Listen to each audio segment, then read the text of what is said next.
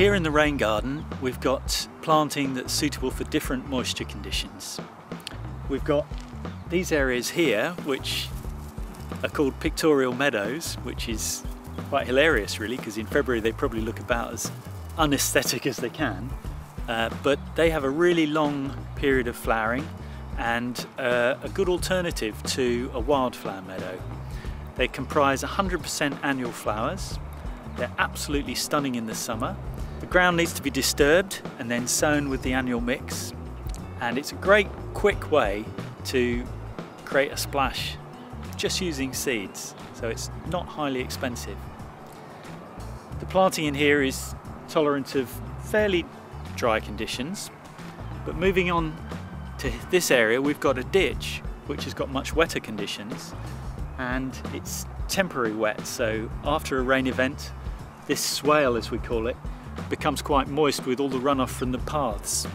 So here you can see how a bioswale works. We've got tarmac hard paving here. The rain falls on that and runs off the camber into the ditch, and that's all a swale is, it's just a planted ditch. And the idea is that the plants again soak up the moisture, and most of the runoff is actually trapped and retained in the ditch itself and is converted into the growth of the plants. So there's very little runoff that will ultimately go into the drains. Swale's a nicer name than ditch as well.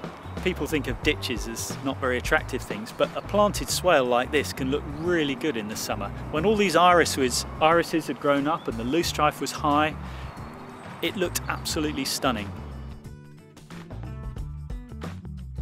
Some of you may have wet patches in your garden, permanent wet, or ponds. Some people may even have a stream like we've got here.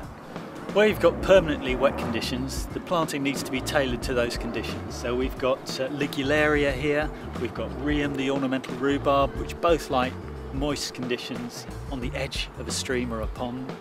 And then in the pond, in the stream itself, we've got the rushes, the sparganium, the reeds, Phragmites, all those species, Ecorus, that like their feet in shallow water.